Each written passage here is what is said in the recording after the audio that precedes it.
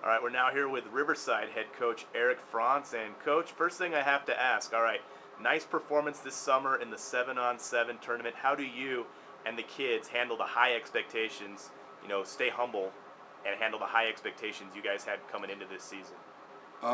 I think these guys being 3-year starters, the majority of them, they understand 7-on-7 is a different game. It helped us on our timing.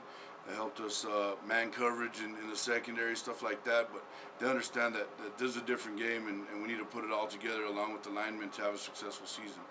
Now, last week you avenged last year's loss to Eastwood with an impressive 50-21 performance. Obviously, guys like Enoho and the offense will get the headlines, but you were talking to me earlier before we started the interview.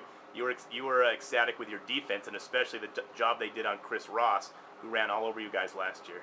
Definitely, he had a really big game last year in our overtime loss, and one of our emphasis was to be able to stop the run, and he had 30 yards, so that's a definite positive for us. He's a great football player, and if we can do that kind of job on other teams, we should have a good chance to be successful.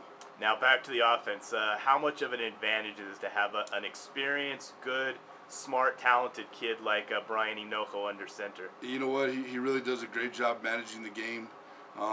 It's like having a coach on the field. He understands, when it's okay to put the ball in a tight spot and when he just needs to move the chains. And then that's come through experience. And his first year, unfortunately, he had 20 interceptions.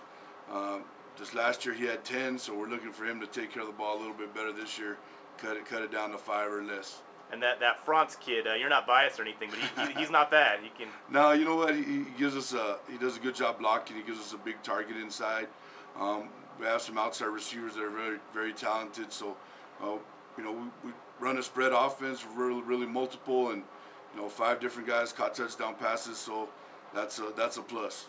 Looking ahead to this Friday and our N3L Optics game of the week, it'll be you guys versus Hanks, and people shouldn't be fooled by the 77-13 loss Hanks had in Abilene. They're a much better team than that. Definitely, Abilene's a good football team, and unfortunately for them, they started off on the losing end. But they have some talent. They have some tough kids. They have some speed on offense, and we're definitely going to have to have a great game offensively and defensively to win this one.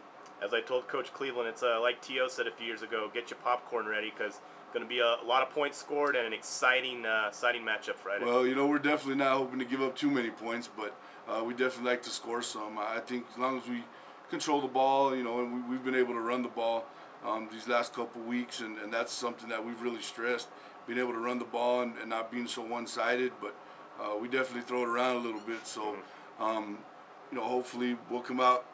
We'll score more points than they do. Sounds good, Coach. Appreciate the time. Thank you.